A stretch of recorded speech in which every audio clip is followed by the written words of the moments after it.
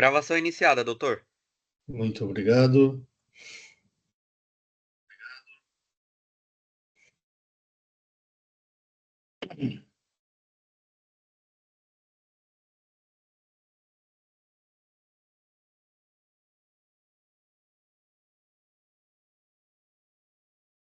Muito bom dia a todos. Hoje é dia 11 de junho de 2025.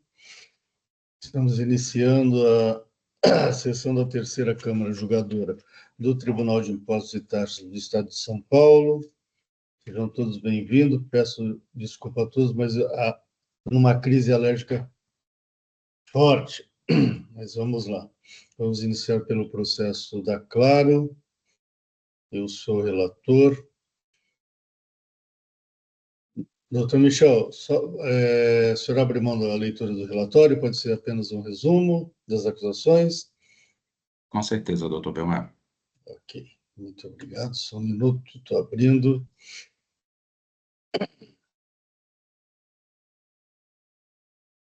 Nós temos duas acusações de emissão de nota fiscal de serviço de telecomunicações em desacordo com a legislação, porque não foram incluídos todos os valores cobrados nas faturas dos contribuintes. Doutor Michel, eu já adianto que eu vou retirar o processo hoje de pauta, mas vamos ouvir a sua sustentação oral, por favor. Bom dia, doutor Belmar. Bom dia a todos.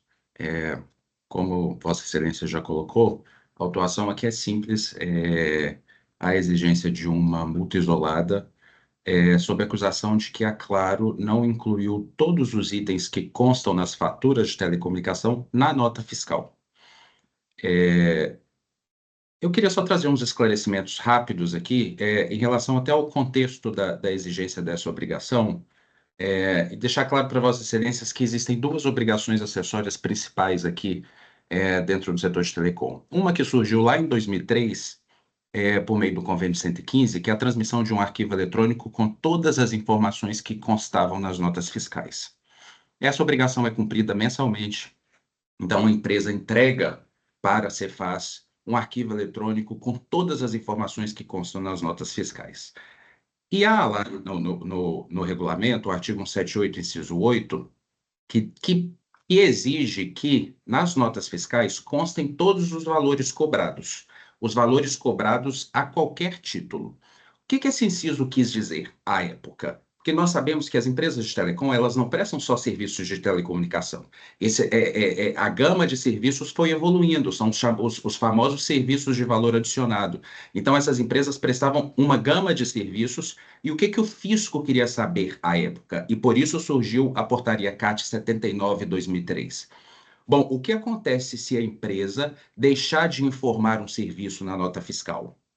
Ela está prestando um serviço de telecom, mas ela presta ali também, na época, um serviço de despertador, disponibilização de conteúdo. O que acontece se a empresa deixar de colocar isso na nota fiscal? Eu, fisco, não vou ficar sabendo, ou pelo menos vai dificultar a minha análise, porque essas informações não estão aparecendo na nota fiscal.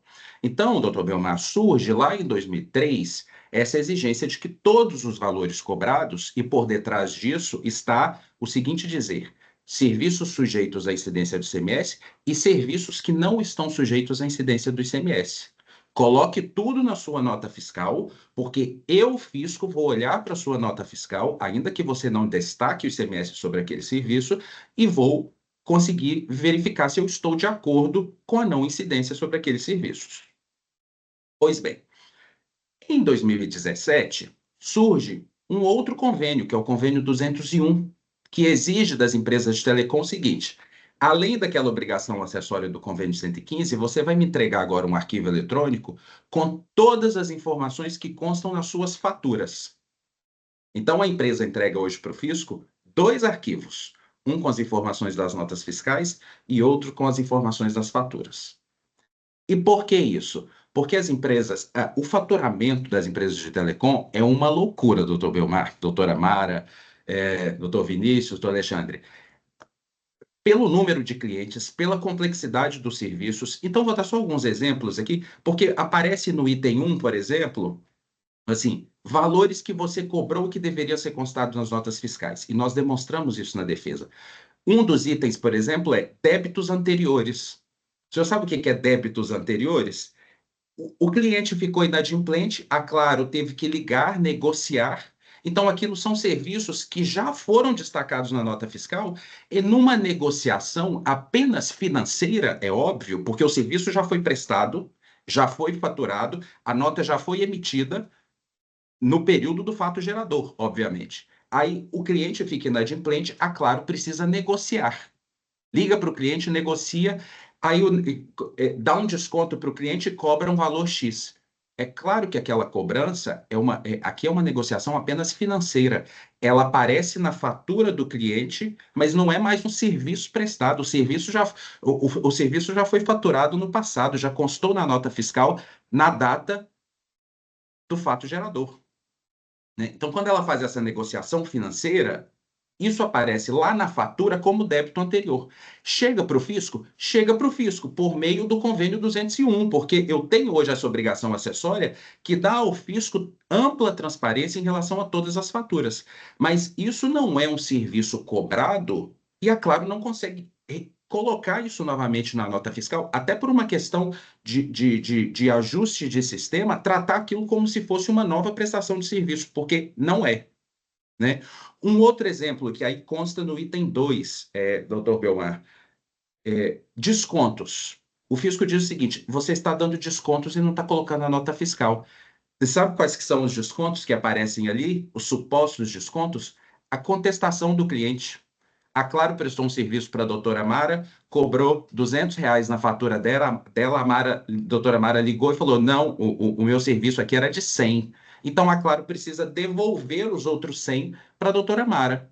Depois de aceitar a contestação, ela devolve 100 na fatura. Eu posso colocar isso na nota fiscal como se fosse um desconto? Seria equivocado até, porque eu ia reduzir a base de cálculo do ICMS ou ia entrar naquela discussão de desconto condicionado, incondicionado. Não é um desconto, é uma devolução financeira apenas para a doutora Mara. O serviço foi prestado, foi faturado, constou na nota fiscal do período, e depois, quando eu faço esses ajustes financeiros, esses ajustes se cruzam apenas na fatura. Outro exemplo, doutor Weimar, venda de aparelho celular parcelada. Ora, se eu estou vendendo um aparelho celular, com essa venda, eu vou emitir uma nota fiscal modelo 55, nota de venda de aparelho, não uma nota de prestação de serviço de telecom. Então, se a Claro parcela isso para o cliente e depois cobra na fatura mensal do cliente, isso já foi destacado na nota fiscal de venda do aparelho celular. O fisco tem essa informação? Tem essa informação, porque ela é obrigada a informar tudo o que consta na fatura na obrigação acessória do convênio 201. Então, o que eu quero chamar a atenção, doutor Weimar? Que é uma autuação, com todo respeito à fiscalização aqui, um pouco míope, porque ela olha com esses olhos lá de 2003 e não observa como as obrigações acessórias foram evoluindo e como essas informações chegam ao fisco hoje. E diz simplesmente o seguinte: olha, tudo que consta na sua fatura tem que constar na nota fiscal, a ponto de chegar a exigências absolutamente contraditórias, como a devolução por contestação do cliente vai constar como um desconto. Isso não faz nenhum sentido, isso não é um desconto em termos jurídicos, em termos fiscais. Não deveria constar na nota fiscal como um desconto. Então, assim, o que nós estamos mostrando aqui é que não há descumprimento do artigo 178, porque em relação aos serviços prestados, eles constam nas notas fiscais. Esses outros ajustes financeiros realmente não deveriam estar lá. E a interpretação que o fisco dá com base na portaria CAT 79 de 2003 é uma interpretação anacrônica. Essa não deve mais ser a leitura do artigo 178, inciso 8º, hoje. E aí, dentro dessa contextualização, doutor Belmar, me parece que aqui, ainda que a autuação seja mantida, há uma margem, inclusive pela injustiça da autuação dentro do contexto normativo atual, para aplicação do artigo 527-A e redução dessa multa.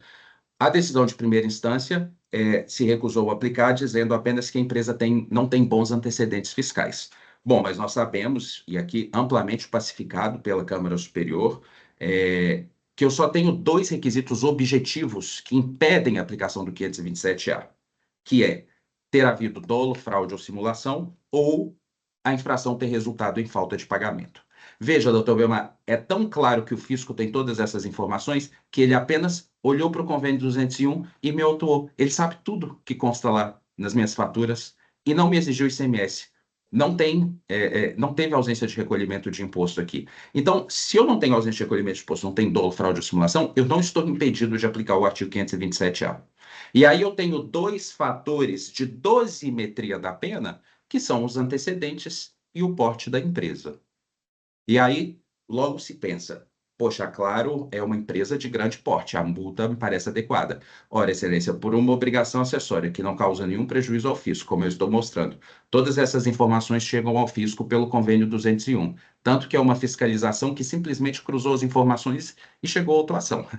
Assim, não precisou de solicitar nenhuma informação, é claro, o fisco tem todas essas informações.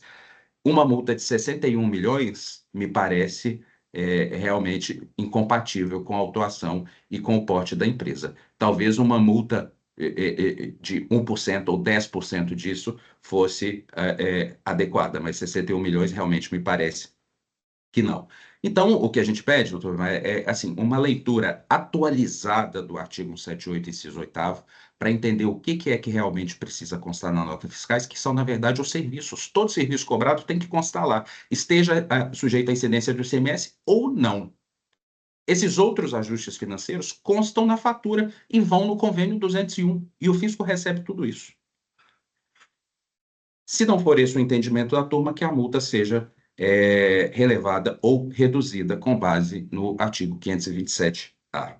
Então, eu agradeço, doutor Belmar, a atenção. Esses eram os esclarecimentos que eu queria fazer para pedir o provimento do recurso da Claro. Muito obrigado, doutor Michel. Eu não tenho questionamentos. Representação fiscal, algum questionamento ao patrono? Bom dia a todos. Não, senhor presidente, nenhum questionamento. Muito obrigado. Doutora Amara? Também não. Muito obrigado. Doutor Alexandre? Nenhum, presidente. Muito obrigado. Doutor Vinícius? Também não, presidente. Perfeito. Doutor Michel, então eu vou retirar o processo e trago nas próximas sessões, se der até a semana que vem, mas eu não garanto muito não. Ok, mas eu vou retirar o processo para produzir o voto. Muito obrigado, até o retorno. Agradeço, doutor Belmar. Boa sessão a todos. Muito obrigado. Agora nós vamos ao processo da TIM. Doutor Eduardo está presente. Eu vou pedir para habilitar microfone e câmera. Relatora, doutora Amara.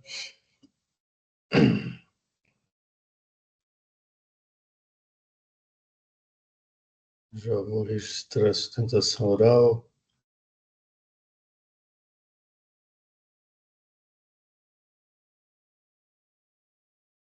Doutor Eduardo, o senhor abre mão da leitura do relatório? Basta um resumo da acusação?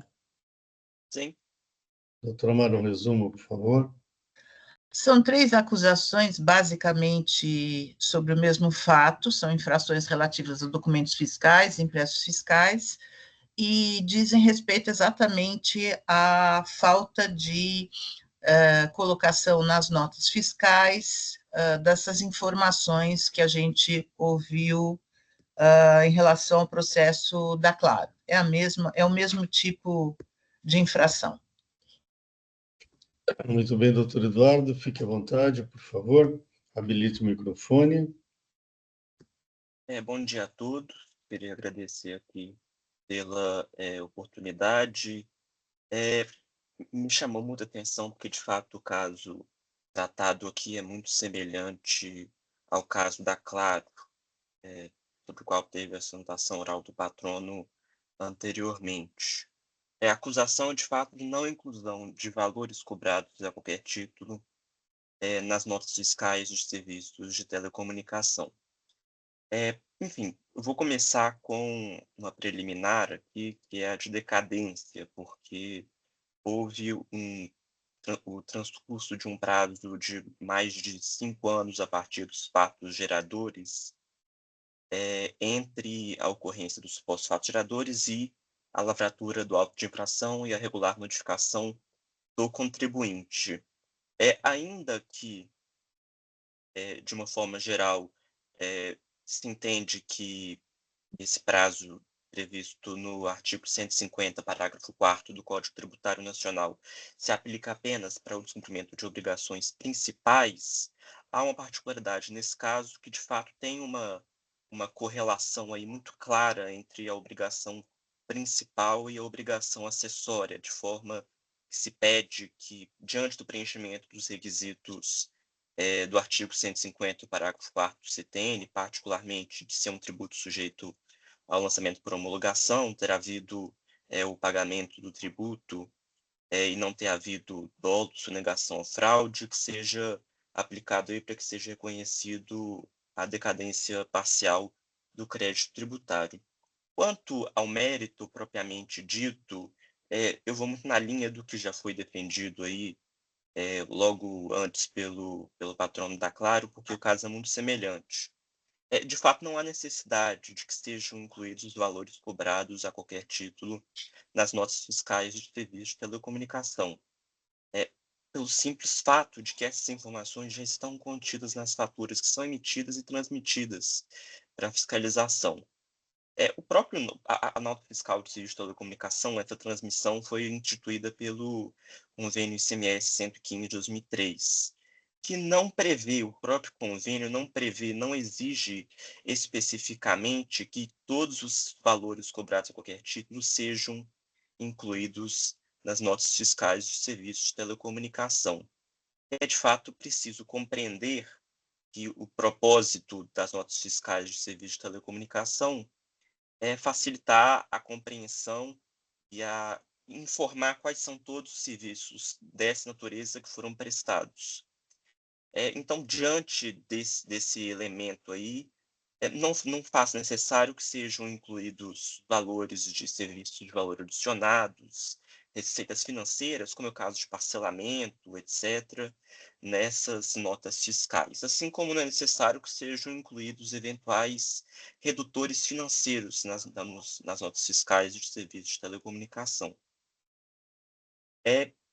Além disso, tem um outro elemento, um outro fato autônomo, um outro fundamento autônomo para que seja desconstituído o lançamento tributário, que é justamente pelos fatores que foram expostos anteriormente, não há um prejuízo ao erário e não houve uma falta de recolhimento de tributo que foi ensejada por esse suposto descumprimento de obrigação instrumental.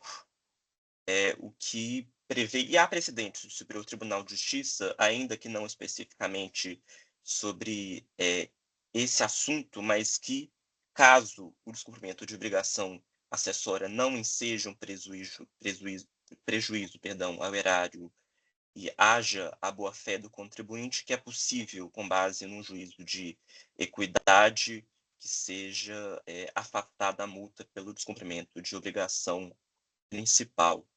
O próprio artigo 527-A do regulamento de ICMS, ele também permite ao menos a redução do valor da multa nesses casos, que não tenha havido a falta de pagamento de tributo por conta do descumprimento de obrigação acessória. E eu compartilho aqui um precedente que eu encontrei da 8ª Câmara Julgadora, que eu achei interessante, em que se decidiu pela redução da multa aplicada pelo descumprimento de obrigação acessória, e eu compartilho aqui o seguinte trecho do acórdão, que essa redução da multa seria necessária para se afastar, abre aspas, injustiças pontuais decorrentes da objetividade e inflexibilidade excessiva das regras sancionadoras. Eu acredito que essas considerações elas são ainda mais importantes de serem aplicadas nesse caso, quando se considera que me parece que houve uma divergência interpretativa no mínimo, entre a Fazenda Pública e o contribuinte sobre quais informações, quais valores precisariam de ser incluídos nas notas fiscais de serviço de comunicação, de telecomunicação, e quais não precisariam de ser incluídas. Então, o que se pede aqui é, ao menos que seja reconhecida a decadência parcial do crédito tributário, quanto ao mérito, que esteja reconhecido que não houve descumprimento de obrigação acessória e que seja cancelada a multa ou ao menos reduzida a multa, porque esse suposto descumprimento de obrigação acessória não implicou na falta de pagamento de tributo, não há exigência de tributo e houve a boa-fé do contribuinte, de forma que essa multa merece ser cancelada ou reduzida para um valor mais justo. É basicamente isso que se defende aqui no caso. Muito obrigado, doutor Eduardo. Doutora Mara, algum questionamento ao patrono? Não, nenhum. Muito obrigado. Representação fiscal. Também nenhum questionamento. Doutor Alexandre. Muito obrigado, doutor Tortello. Doutor Alexandre. Nenhum questionamento, presidente. Muito obrigado, doutor Vinícius. Também não, presidente. Muito obrigado. Eu também não tenho questionamento. Doutora Mara, a senhora já antecipou o voto para a Câmara. Eu gostaria de pedir vistas, mas caso a senhora queira fazer um resumo do seu voto, Eu só vou ia resumir no retorno. para ele, O advogado. Tortello da representação fiscal, ele já sinalizou para mim que ele gostaria de fazer uma manifestação também. O doutor Tortello, o senhor vai fazer hoje, certo? Vai juntar a manifestação. Perfeitamente, senhor presidente. E para a doutora Mara já registrar o voto, para o doutor Tortello conseguir juntar, e se possível fazer um resumo do seu voto, e depois a leitura a gente faz, ok? Quando voltar da vista. Eu só vou registrar aqui, só um minutinho. Pronto. Okay. Na verdade, o que eu estou fazendo é reconhecendo a infração, porque ela objetivamente foi prestada, foi realizada, vamos dizer assim, existe a falta de entrega do cumprimento da obrigação acessória. Agora, eu estou reduzindo a multa para 10% do valor da penalidade inicialmente imposta, com base no artigo 527-A, e justifico no meu voto o cumprimento das exigências do artigo 527-A, inclusive em relação à dosimetria, do porte econômico e dos antecedentes. Ok, doutora Mara, muito obrigado. Doutor Tortello, o senhor já pode juntar a manifestação, e eu vou pedir também que, se possível, que faça um resumo.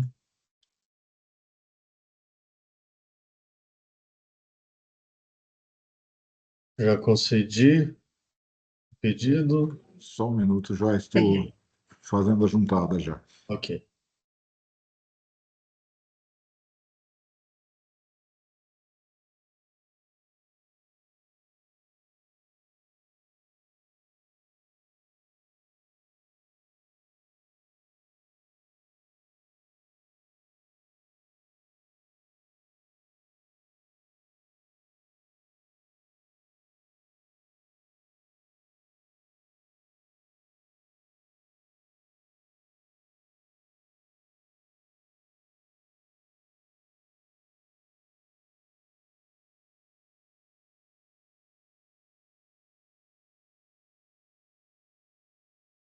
Eu acho que já está registrada, né?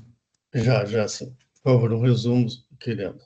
Então, eu resolvi fazer essa manifestação nesse processo.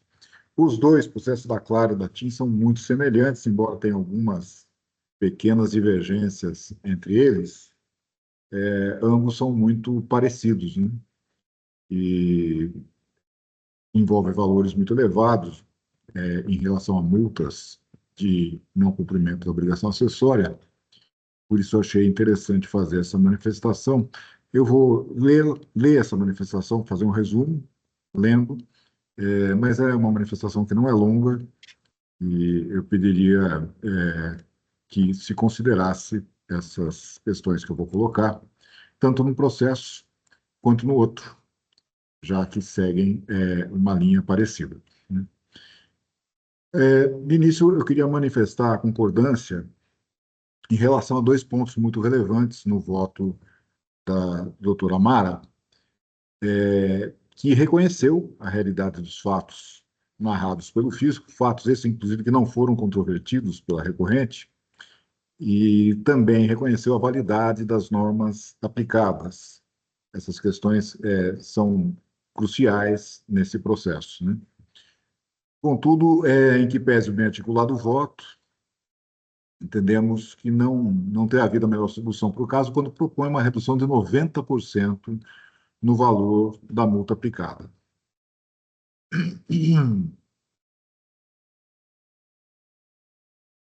Diz o citado voto que a relevação ou redução da multa isolada se justifica pelos princípios da proporcionalidade, racionalidade e equidade, no que está correto, se considerar a generalidade dos casos. Acrescenta que a multa isolada visa punir as tentativas de fraude à atividade fiscalizatória com vistas à obtenção de ganhos ilegítimos. Nesse ponto, nos parece que há imprecisão no aresto, eis que multas decorrentes de obrigações acessórias têm por objeto proteger o interesse da arrecadação ou da fiscalização dos tributos, e não apenas punir as tentativas de fraude com vistas à obtenção de ganhos ilegítimos. Observe-se que o próprio relatório circunstanciado não aponta a fraude da recorrente. Antes, afirma que as obrigações infringidas prestigiam o acesso do fisco a informações relevantes que viabilizam auditorias fiscais. Aqui eu cito textualmente esse trecho do relatório circunstanciado. Esclarece o citado voto que, conforme se depreende do artigo 112 do CTN, as infrações tributárias poderão ser relevadas caso exista alguma dúvida quanto à tipificação, à natureza ou à extensão do fato, de forma que a lei que comina penalidades deverá ser interpretada de forma mais favorável ao sujeito passivo, acrescentando que o descumprimento de obrigações acessórias, conforme ocorreu no caso, ensejaria a aplicação do artigo 112 do CTN para que seja considerada a boa-fé do sujeito passivo. No entanto, no caso, não restam dúvidas quanto à tipificação, a natureza ou a extensão do fato, bem como não há que se falar em boa-fé. Há uma porque os fatos não controvertidos estão precisa e minuciosamente descritos na inicial, que também aponta sua adequada subsunção às normas que cita. Há duas, porque a boa-fé se examina em relação a terceiros que eventualmente podem participar involuntariamente do negócio viciado, o que nitidamente não é o caso, vez que aqui temos, de um lado, a incontroversa conduta da recorrente e, de outro, as normas vigentes, válidas e eficazes aplicáveis ao caso, sem que existam terceiros envolvidos. Assim, não resta lugar para a boa-fé, já que a ninguém é lícito descumprir norma alegando desconhecê-la. Continua o voto afirmando que é possível a aplicação do artigo 527-A do RICMES, de modo a calibrar e a dosar a penalidade imposta conforme os antecedentes da recorrente e ainda seu porte econômico. Ora, conforme já exposto nas contrarrazões ao recurso ordinário, e especialmente no relatório de autuações fiscais e folhas tais, a autuada não tem bons antecedentes fiscais e seu agigantado porte econômico pode ser avaliado em folha 5, onde se observa que a multa inicialmente proposta é muitas vezes inferior a 1% do faturamento anualizado da recorrente. Conclui o voto asseverando que estariam preenchidos os requisitos que autorizam a aplicação do artigo 527-A ao caso concreto, reduzindo a multa para o patamar de 10% sobre o valor originalmente imposto à recorrente. Como bem dispôs o voto em apreço, a legislação punitiva deverá ser interpretada teleologicamente, para que sejam atingidos os objetivos que são almejados pela lei punitiva. A Lei 6374, de 89, em seu artigo 95, prevê uma série de descontos aplicáveis aos autos de infração, conforme a etapa processual em que se encontram, presidido pela lógica de que o desconto será tão maior quanto mais cedo se efetue o pagamento, terminando o litígio que, por si só, onera a máquina pública. Aí eu cito aqui o artigo 95, ele começa com desconto de 70% dentro do prazo de 30 dias a partir da notificação do auto, e esse percentual vai caindo até 40%, 30 dias após a decisão do recurso, até 30 dias após a decisão do recurso. Nesse diapasão, no estágio atual do processo, esta redução não poderia ser superior a 40% do valor inicialmente lançado, de modo a não subverter a lógica do sistema de descontos legalmente estabelecido. Admitir outra hipótese seria premiar aquele que sabia ou deveria saber de seu ilícito, embaraçou a fiscalização e ainda movimentou a máquina pública, alongando desnecessariamente o processo administrativo que, frisamos, trata de fatos incontroversos. Assim, resta claro que a relevação ou redução da multa isolada, na forma como proposta, encontra óbice nos princípios da proporcionalidade, racionalidade e equidade. Por oportuno, com as considerações feitas em contrarrazões, em folhas tais, reiteramos o não provimento ao recurso ordinário e rejeitamos qualquer redução da multa aplicada. Contudo, caso a Corante da Câmara decida pela sua redução, esta não deverá ser superior a 40% do valor inicialmente lançado, pelos motivos acima expostos. Basicamente, são esses os argumentos, senhor presidente, que eu submeto à consideração de todos. Muito obrigado. Você está no mudo, Belmar. Obrigado. Obrigado, doutor Tortello. Doutora Mara, nós podemos deixar as discussões do retorno da vista? Perfeito. Então, eu já vou tirar em vistas.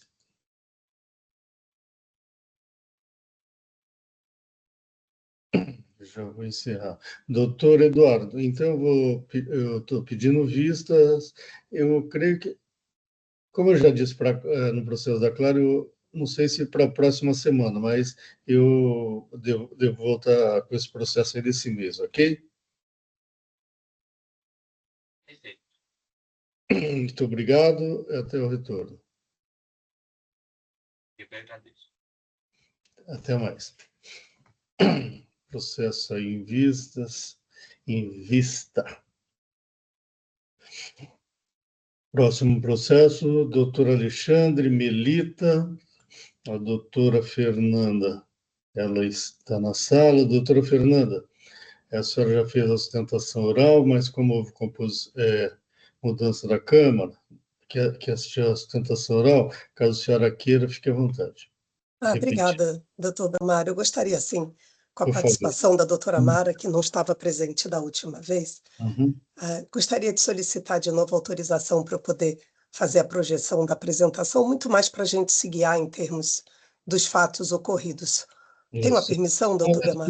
Só sinalizo que a doutora Mara já teve acesso aos autos e ao voto do doutor Alexandre, que antecipou gentilmente para a Câmara, ok? Ótimo. Então, podemos ser objetivos. Por favor.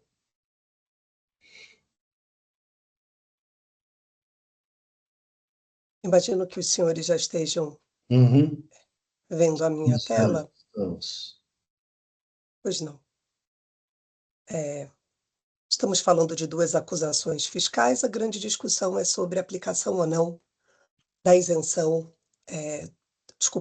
da redução de base de cálculo da cesta básica, né, o artigo 3º ali, inciso 3 do anexo 2 do regulamento de ICMS, que trata da redução da base de cálculo para 7% para, bem aqui descrito, né, no regulamento do ICMS, café torrado em grãos, moído e ou descafeinados, classificados na posição 09012.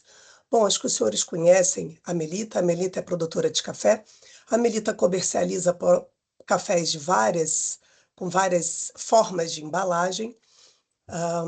Todas as embalagens e todos os cafés fornecidos pela Melita encontram-se classificados na subposição 09012.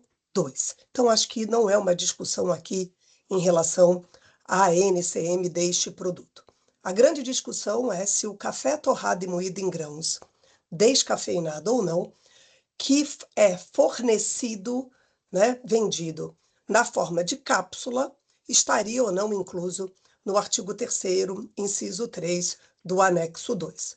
Bom, primeiro ponto de atenção, gostaríamos de lembrar que a Melita possui um mandado de segurança que foi apresentado no ano de 2020, se eu não me engano, 24, em que foi solicitado o depósito judicial de todas as transações realizadas a partir de setembro de 2020 e continua havendo depósito mensalmente, em razão da discussão desta matéria. E por que esse período, senhores?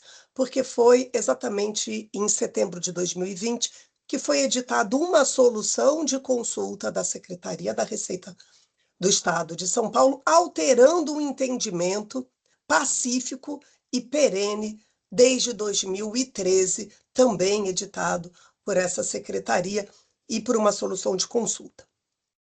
O mandado de segurança, então, ele trata exatamente da inaplicabilidade da substituição, da redução da base de cálculo a partir de setembro de 2020, ou seja, não está cobertando períodos passados, que são esses períodos objetos do auto de infração.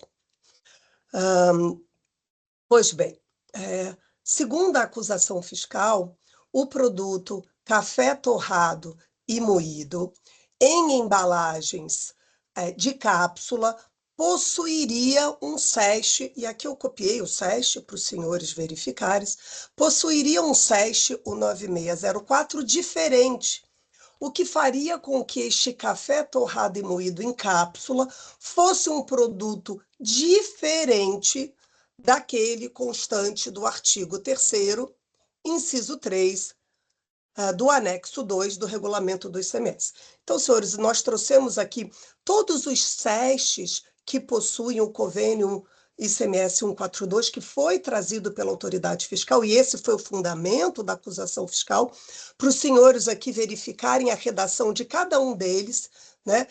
E aí é possível verificar, né, que nenhum desses SESTs aqui descritos no convênio 142 possui qualquer relação com a redação, ou supostamente possuiria qualquer relação com a redação constante no artigo 3º, inciso 3. Né?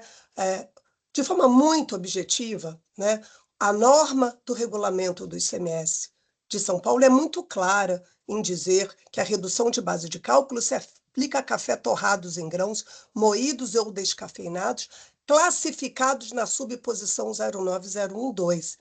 Né? A pergunta que se faz é: por que o café torrado e moído em cápsula estaria fora desta redução de base de cálculo, né? Com base num SEST que sequer é aplicado para o caso concreto, e mesmo que fosse, nenhum dos SESTs ali teria a descrição da própria redução de base de cálculo, o que levaria à conclusão que nenhum café torrado e moído em grãos poderia ali estar sujeito a uma redução de base de cálculo, já que nenhum dos SESTs possui a mesma redação. Por óbvio que isso não faz o menor sentido, muito pelo contrário. O artigo 3º, inciso 3, é muito nítido e claro sobre a sua aplicabilidade, né? Agora, quando nós analisamos a decisão de segunda instância, a decisão de segunda instância não, peço perdão, a decisão de primeira instância, ela tenta trazer ali uma subjetividade em relação ao anexo, ao artigo 3º, inciso 3, né? Ela leva ali uma interpretação de que não seria possível, por óbvio, né, se conceder uma redução de base de cálculo para um produto que, segundo ele, seria um produto premium, já que era um café fornecido na fórmula de cápsula. E a pergunta que se faz é: senhores, não existe aqui a possibilidade de valoração sobre a aplicação de uma norma, né? Nós precisamos lembrar que o direito tributário e as normas tributárias, elas seguem o princípio da tipicidade cerrada. O contribuinte precisa observar a regra, aplicá-la ao caso concreto. E a pergunta que se faz é: aonde está nessa regra a disposição que afasta a aplicação desta redução da base de cálculo para os cafés, né, fornecidos em cápsula? E vamos além disso. Se nós vamos levar a uma subjetividade, nós teremos ali, por exemplo, a impossibilidade de aplicação desta regra para pescado, inclusive o bacalhau, né? Que nós sabemos o preço dele, então ele não estaria na cesta básica pelo seu valor, ou até uma manteiga comum, né, francesa, que todos conhecem, que tem um valor até de R$ 35, por óbvio. A pergunta é, essa manteiga não está na cesta básica pelo seu valor? A redação do convênio e a redação do artigo 3º é muito claro quanto à aplicação do benefício para esses produtos. Aqui a gente não está discutindo se faz sentido ou não ter um benefício de redução de base de cálculo para determinados itens, mas a partir do momento que a norma assim o inclui, não há possibilidade de exclusão. Ponto importante para o tema em questão é que, se o Estado de São Paulo quisesse excluir o café fornecido em cápsula da redução da base de cálculo da cesta básica, ele poderia ter o feito, porque não há imposição. Cada estado define o seu alcance. Inclusive, eu trouxe aqui o exemplo do Rio Grande do Sul, que expressamente exclui da redução da base de cálculo os cafés torrado e moído fornecidos em cápsula. Mas não foi essa a intenção e o desejo do legislador do Estado de São Paulo. Precisamos lembrar que a recorrente vinha adotando o procedimento não só com base numa leitura clara e objetiva da norma, que não comporta subjetividade, como também em soluções de consulta editada pelo Estado de São Paulo. Em 2013, havia já uma legislação, uma solução de consulta editada pelo Estado de São Paulo, dizendo expressamente que os cafés torrado e moído envasado em cápsula se encontravam, sim, na regra da redução de base de cálculo, por um motivo único e simples, porque eles estavam classificados no Código 0902-2, que é o que dispõe o artigo 3º do inciso 2, do inciso 3, do anexo 2. É isso que fala a norma. Entretanto, em 2020, foi alterada o primeiro posicionamento do Estado de São Paulo, que, por sinal, veio a ser revogado, senhores, e isso é muito importante, somente em fevereiro de 2024. Se os senhores entrarem agora na solução de consulta, da resposta à consulta de 2013, vocês vão ver que em fevereiro de 2024, essa resposta à consulta foi modificada. Modificada significa que o Estado está orientando os seus contribuintes para que adotem procedimento diferente. Na última sustentação oral que eu fiz, um dos ilustres julgadores me questionou se a Melita havia apresentado a consulta, se essa consulta de 2013 era da Melita. Pois bem, senhores, primeiro, eu acho que não há dúvida sobre a leitura do artigo 3º, inciso 3, sobre a aplicabilidade, né, da redução de base de cálculo para o produto fornecido pela Melita. Não há ali nenhuma restrição da forma do invase do produto para fins de aplicação da redução da base de cálculo. E mais do que isso, havia sim posicionamento formal do fisco e não há como negar que a orientação do Estado de São Paulo foi manifestada por meio dessa solução de consulta.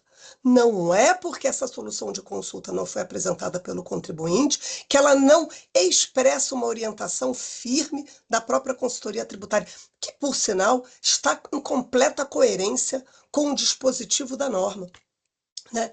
Não havia dúvida para o contribuinte fazer qualquer questionamento ou se apresentar de forma contrária a este posicionamento. Por isso, senhores, que se entende que esta decisão, né, e esta autuação, ela não merece guarida, porque a Melita adotou todos os procedimentos, seja porque aplicou a norma na sua integralidade, e esta norma não pode sofrer limitações. Nós precisamos lembrar que, com base no CTN, no artigo 111, né, qualquer tipo de isenção deve ser analisado na forma da sua literalidade e alcance preciso. Não há dúvida de que redução de base de cálculo, com base na decisão do Supremo Tribunal Federal, é qualificada como uma isenção parcial, razão pela qual deve-se analisar esta norma de forma objetiva e clara, considerando a sua redação aplicada. E é por isso que se pugna, desde o início, pela nulidade deste auto de infração, já que ele trouxe critérios que são alheios, né, à norma tributária, não observando ali o princípio da tipicidade cerrada. Não por isso, existem outras questões que são de nulidades, que foram apresentadas durante o processo, que já foram apresentadas anteriormente, eu não gostaria de me estender em relação a essa, e muito menos em relação a demais itens que foram objeto de autuação, como, por exemplo, o ICMS sobre as operações de transferência e as operações com bonificação, que se entendem que não sequer deveriam ter sido objeto de autuação no caso concreto, já que não estão ao alcance da incidência do ICMS essas transações e deveriam ser excluídos, né? E não foram objeto de depósito judicial, já que sequer deveriam ali serem tributados pelo ICMS, independentemente de se ter a redução ou não de base de cálculo disposta no artigo 3º, inciso 3 do anexo 2 do regulamento. Senhor presidente, são essas as considerações. Eu agradeço a oportunidade e me coloco aqui à disposição de todos para responder qualquer tipo de questionamento. Muito obrigado, doutora Fernanda. Doutor Alexandre, algum questionamento à patrona? Nenhum, presidente. Agradeço a exposição detalhada do assunto, mas nenhuma pergunta. Muito obrigado, doutor Tortello. Também nenhuma pergunta, senhor presidente. Obrigado. Muito obrigado. Doutora Mara. Também nenhuma pergunta. Muito obrigado. Doutor Vinícius. Também não, doutor presidente. Muito obrigado. Eu também não tenho questionamentos. Doutor Alexandre, vamos ao voto? Pois não. Tem o microfone aberto, vou pedir para fecharem. Pois não. Mais uma vez, bom dia a todos. Sigo o meu voto aqui. A contribuinte foi autuada por deixar de recolher ICMS em operações de transferência de mercadorias entre seus estabelecimentos e em operações de remessas em bonificação, ambas com erro na determinação da base de cálculo do imposto na saída de café em cápsula. No entender do físico, a mercadoria que a contribuinte deu saída foi indevidamente tributada como se produto da cesta básica fosse. No item 1, é exigido ICMS próprio de janeiro de 2020 a dezembro de 2023, e no item 2 é exigido ICMS ST de janeiro de 2020 a agosto de 2020. As operações do presente AIM não foram abrangidas na discussão do mandado de segurança impetrado pela contribuinte, processo 100.7002.05/2024, não havendo que se falar, portanto, em concomitância. Em preliminar, a contribuinte sustenta a nulidade da decisão recorrida por entender que teria silenciado sobre diversos argumentos apresentados em defesa. Em que pese o entendimento da contribuinte sobre os supostos vícios que estariam acometendo a decisão recorrida, tem um entendimento diverso, pois o órgão julgador, seja da esfera administrativa ou judicial, deve julgar a questão que é submetida à sua análise de acordo com seu livre convencimento, expondo tantas razões quanto entenda suficientes para solucionar cada caso. E assim o fez o douto julgador tributário de primeira instância na decisão por ele proferida. Em contraponto, a ideia de nulidade da decisão recorrida, pela ausência de análise exaustiva desta ou daquela tese recursal, nas situações nas quais nem todos os inúmeros argumentos recursais são abordados pela decisão impugnada, há de se considerar outra, a muito consolidada pelo Poder Judiciário, de que, uma vez enunciada pelo órgão julgador a razão de decidir, e sendo ela suficientemente fundamentada, descabe estender-se em extensas refutações que não tenham resultado prático no julgamento. Da mesma maneira, não prospera a preliminar de nulidade da decisão recorrida por ter feito suposta análise enviesada de argumentos da defesa. Argumento recursal que demonstra, na verdade, inconformismo com o entendimento apresentado pelo douto julgador tributário, ao decidir a causa que se encontrava sob sua análise, situação que não se confunde com irregularidades materiais ou formais que possam ter prejudicado o direito de defesa da contribuinte. Ademais, verificando detidamente a decisão recorrida, folhas 366 a 388, constato ter o ilustre julgador, o juiz singular, instância administrativa, exposto de maneira clara e detalhada os motivos pelos quais entendia que a acusação fiscal devia ser mantida. Não há no ordenamento jurídico regra que obrigue o julgador a formular seu voto abordando de maneira pontual e exaustiva todos os inúmeros argumentos apresentados pelas partes em suas manifestações, pois o ato de julgar é livre tanto na formação do convencimento quanto na maneira do julgador externar seu entendimento a proferir a sua decisão. Por esses motivos, é que as preliminares de nulidade da decisão recorrida, pela ausência de análise expressa e exaustiva de determinadas alegações recursais, ou em relação à análise que entendeu a contribuinte ter sido realizada de maneira enviesada, não devem ser providas.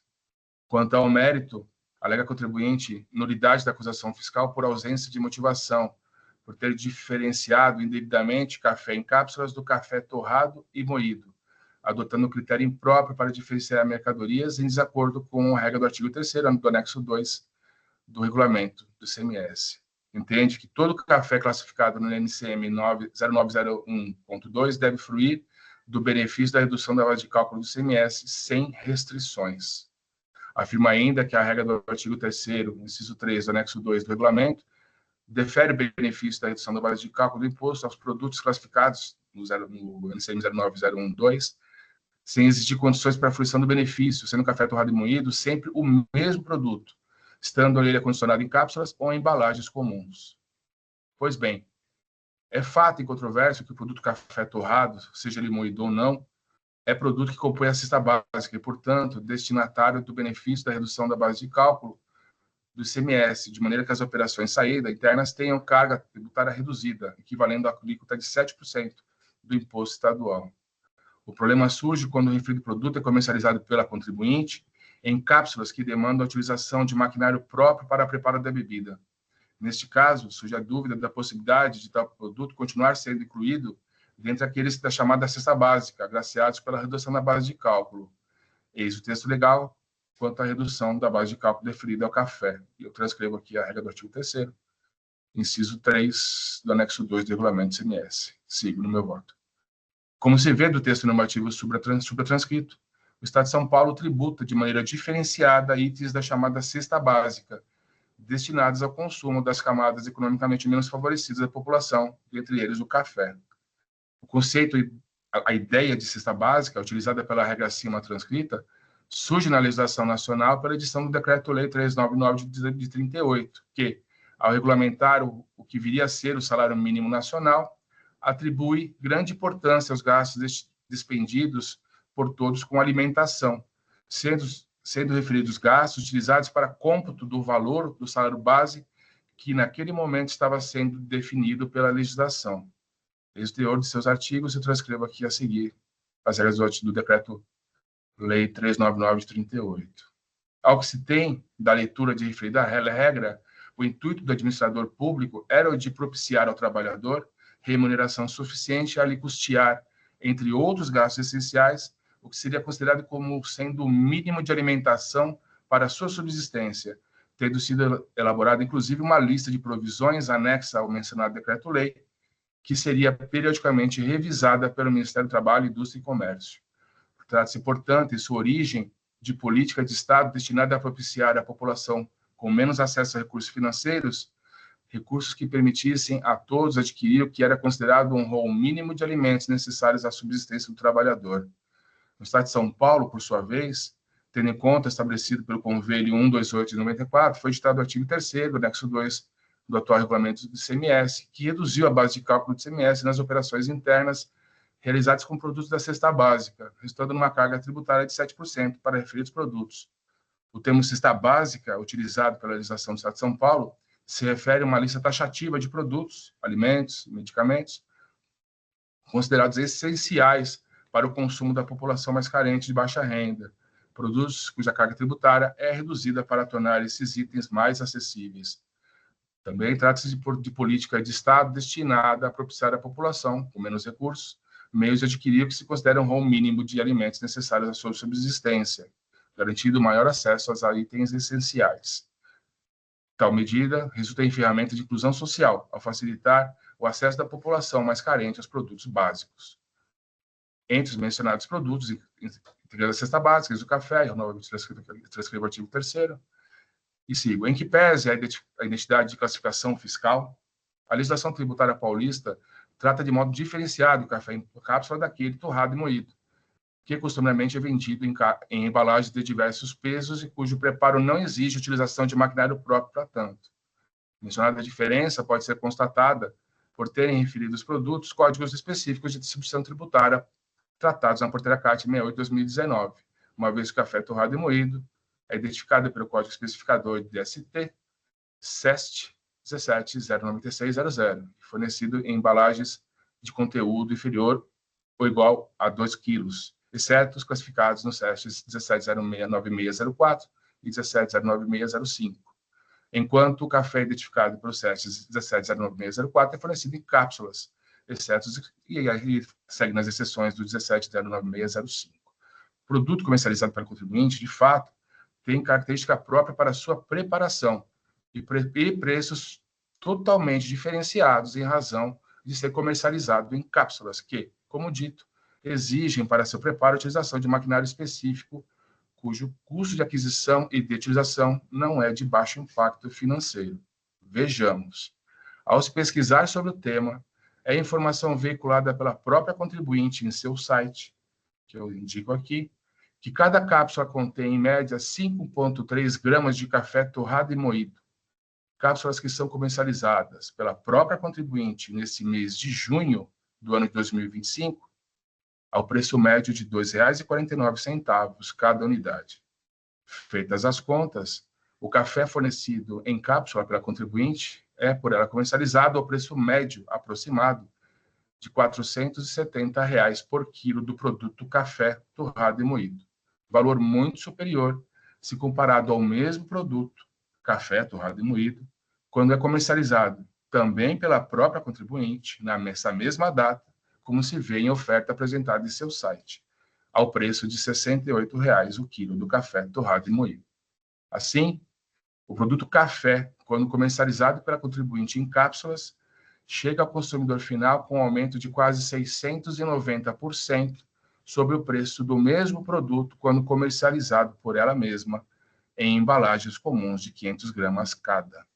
Some-se a isso o fato de que o café fornecido em cápsulas pela contribuinte exige a utilização de maquinário próprio para ser elaborado, cujo custo, nesse mês de junho de 2025, parte de R$ 719,00, conforme pode ser verificado por simples consulta realizada no site do fornecedor de referido equipamento.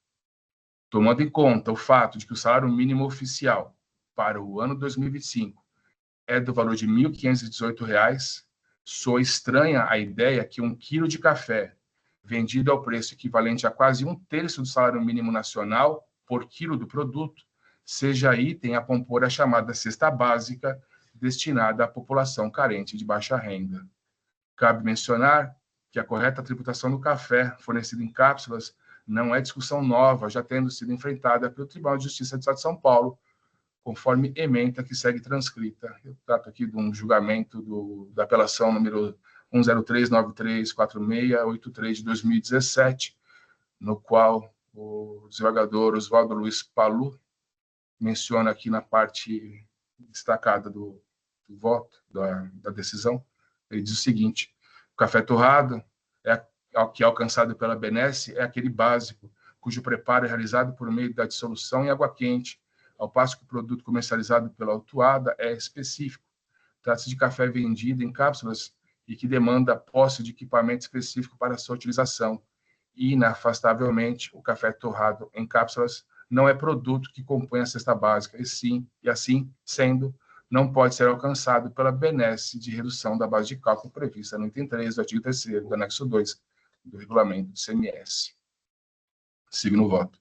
Assim, o café vendido em cápsulas produzidos em doses individuais e que exige máquina especial para prepará-lo, apesar de ser do tipo torrado e moído, mencionado pela regra do artigo 3º do anexo 2 do regulamento, é um produto diferenciado, especial e muito mais caro por quilo do produto vendido pela própria contribuinte, não se enquadrando no objetivo da legislação cujo objetivo é reduzir a carga de tributos sobre os produtos destinados ao consumo da população carente de recursos financeiros.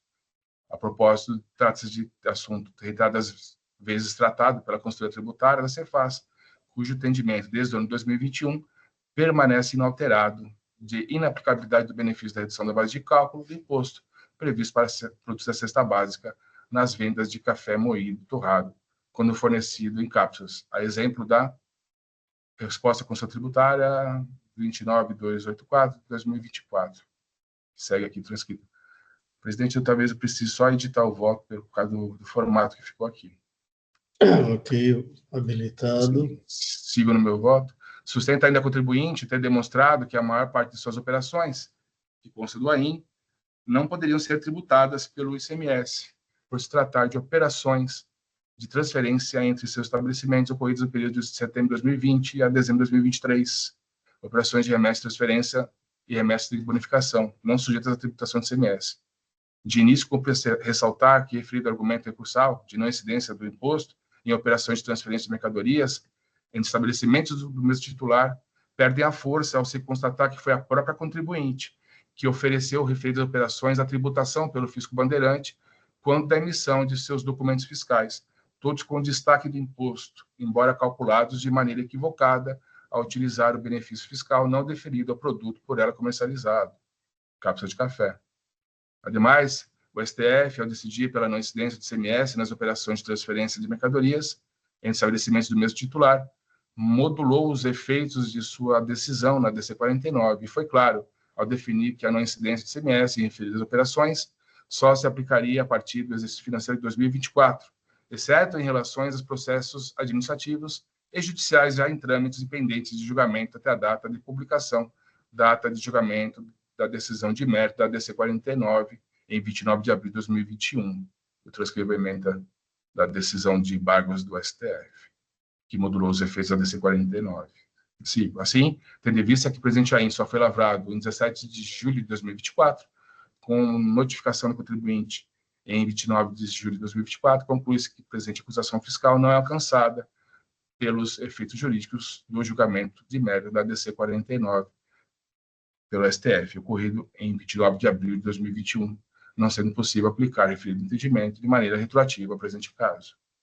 Acrescente-se que os órgãos de julgamento da Cefaz têm sua atuação regulamentada pela Lei 3.457, que contém restrições expressas que sejam proferidas decisões afastando a aplicação de lei, a não ser as exceções previstas no seu artigo 28. Para o caso em tela, o entendimento proferido pelo STF na DC 49 até se enquadraria na seção do inciso 1 do artigo 28, desde que somente se sua aplicação não tivesse se submetido à modulação de efeitos, como ocorreu. Motivo pelo qual não se mostra possível a esse tribunal acolher o pleito da contribuinte. Aí eu transcrevo uma decisão da Câmara Superior que trata desse assunto da DC 49 e eu sigo no meu voto. Quanto à alegação de necessidade de cancelamento em relação às operações de remessa em bonificação, defende o contribuinte a não incidência do imposto por se tratar de operações submetidas a descontos incondicionais. Alegações que também se mostram frágeis, pois, mais uma vez, foi a própria contribuinte quem as levou à tributação pelo fisco bandeirante ao emitir as notas fiscais com destaque do imposto, também calculados com erro na determinação da base de cálculo por utilizar benefício fiscal não deferido produto da cesta básica. Acrescente-se que as referidas operações de remessa de mercadorias em bonificação são submetidas à incidência do imposto no termo do artigo 37, parágrafo 1º do inciso 1 do regulamento, que eu transcrevo. Assim, rejeito referida alegação recursal. O questionamento recursal da ausência de proporcionalidade e razoabilidade da multa aplicada não comporta provimento, pois a pretensão recursal exigiria o afastamento da aplicação das regras do artigo 85 da Lei 6374 de 89, dispositivo legal ainda vigente em nosso ordenamento, sendo vedado a esse tribunal afastar, em seus julgamentos, a aplicação de lei estadual vigente, exceto nas exceções previstas no mencionado artigo 28 da Lei 3457. O questionamento recursal aqui visa afastar a atualização da base de cálculo do imposto para cômputo das multas não pode ser acolhido em razão de se tratar de assunto já simulado por esse tribunal, conforme a súmula 13, TIT, que eu transcrevo, no qual diz que é legítima atualização do valor básico da multa, no segundo parágrafo 1º, do parágrafo 9º do artigo 85 da Lei 6374 de 89. Sendo importante mencionar, mais uma vez, que o entendimento simulado tem caráter vinculante, em relação aos órgãos de julgamento desse tribunal. Por fim, pretende a contribuinte que seja deferido o afastamento da cobrança de penalidade e de juros do período de janeiro e setembro de 2020, de janeiro a setembro de 2020, por necessidade de ser aplicado para referido período o entendimento da resposta à consulta tributária número 302 de 2013. A contribuinte chama a atenção sobre a mudança de interpretação da legislação tributária realizada pelo órgão consultivo da própria Cefaz São Paulo, alterando o posicionamento até então adotado pela resposta de consulta tributária 302 de 2013, que indicava que a venda de cápsula de café deveria ser tributada com redução da base de cálculo do imposto, no segundo parágrafo do artigo 3º do inciso 3 do anexo 2 do regulamento.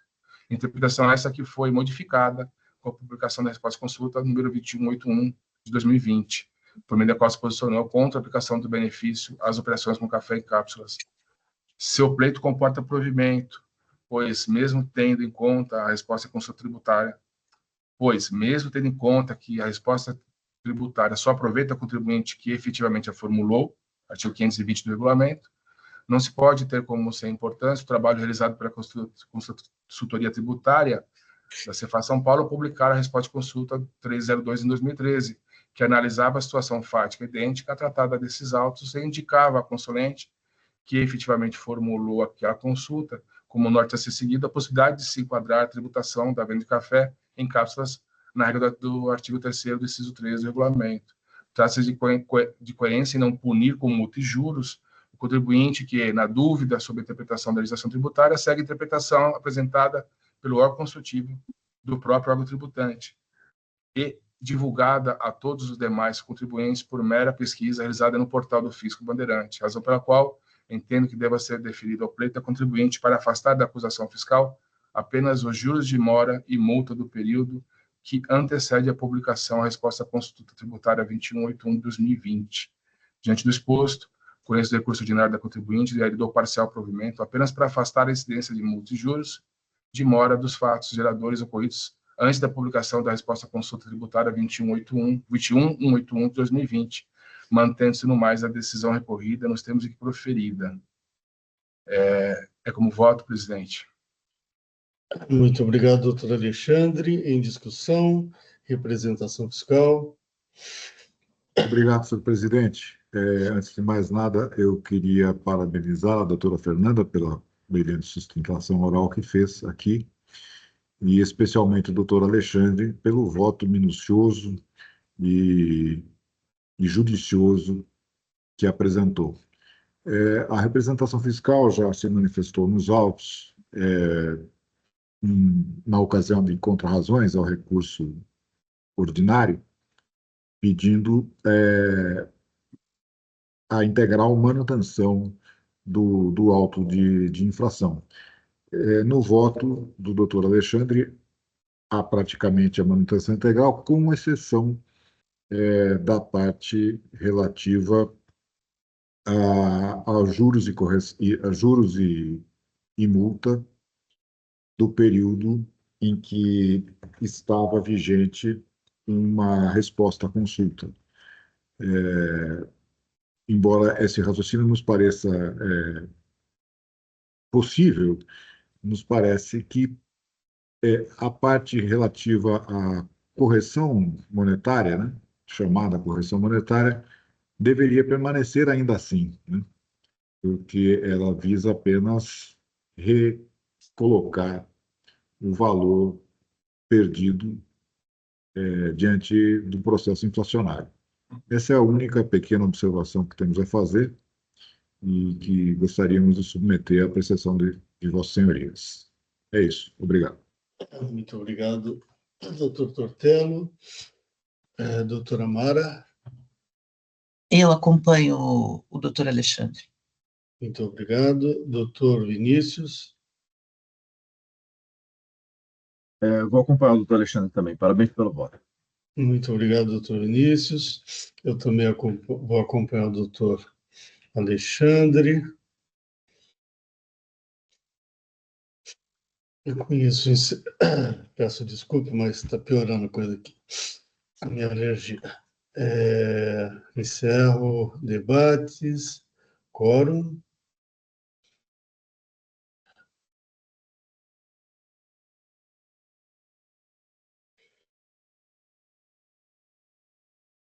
Em votação.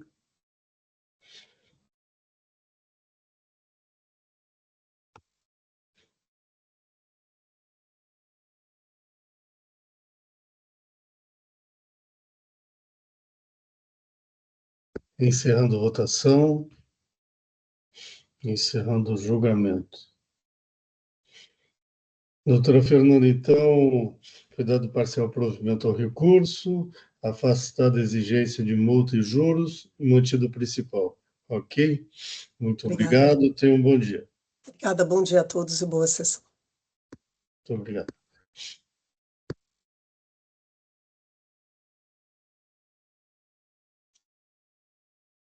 Próximo processo é Mercadão de Carnes Novilhão. Eu sou relator, eu já antecipei meu voto à Câmara e vou fazer um pequeno resumo dele, porque eu não vou conseguir falar muito tempo, não. Peço desculpas. Aqui o contribuinte, ele fez transferência, o contribuinte é a empresa, o estabelecimento matriz. Ele fez transferências para as filiais dele e, à época, ele não destacou o imposto devido, o ICMS devido. Isso foi anterior à DC 49, tá? Essas operações. Inclusive, ele alega isso. E ele, além da DC 49, ele também disse que não destacou o imposto, porque as filiais dele haviam optado pela apuração do imposto, de acordo com o decreto 62647, só para não errar no número, né? 62647 de 2017, que estabelecia um percentual sobre a receita bruta, ao invés da apropriação de quaisquer outros créditos. Ele disse que não destacou por causa disso, porque as filiais não poderiam se apropriar do crédito. Aí eu faço as várias considerações, vocês devem ter visto aí no meu voto, não conheço da alegação relativa à Selic, etc. E, quanto ao núcleo central da defesa, eu digo que o decreto 62647 de 2017 é opcional, né? Não é obrigatório. E se as filiais optaram pela apuração do imposto daquela forma, isso o decreto, ao mesmo tempo, ele não retira a obrigação do contribuinte de destacar o imposto, à época, né? Então, com isso, eu acabo enfrentando outras alegações e tal, e nego o provimento na parte conhecida do recurso. Ou seja, ele emitiu a nota, não destacou. Ele tinha que destacar. Se as filiais optaram pela apuração do imposto na forma do decreto 62647, é uma opção delas, elas não podem se aproveitar do crédito. Entretanto, ele era obrigado, né, porque a legislação previa, anterior à DC 49, previa que houvesse destaque nas transferências. Ele não destacou. Portanto, eu estou negando provimento ao recurso na sua parte conhecida. Certo? Em discussão, representação fiscal. Apenas parabenizá-lo pelo voto, senhor presidente. Obrigado. Muito obrigado, doutora Amara. Idem. Muito obrigado. Doutor Alexandre. Parabenizo e acompanho. Muito obrigado, doutor Vinícius. Também parabenizo e acompanho, presidente. Muito obrigado. Encerrando o debate. Quórum.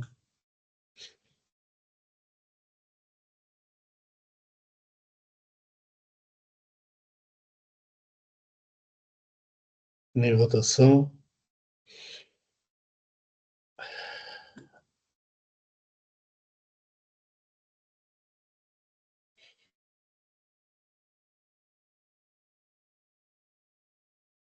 Encerrando a votação. Encerrando o julgamento. Muito bem, concluímos a pauta de hoje. Estou encerrando a sessão de julgamento da terceira Câmara Julgadora do Tribunal de Impostos e Taxas do Estado de São Paulo. Hoje é dia 11 de julho de 2025. Muito obrigado a todos que nos acompanharam. Até uma próxima. Tenham todos um bom dia. Luiz Felipe, vamos encerrar a live, por favor.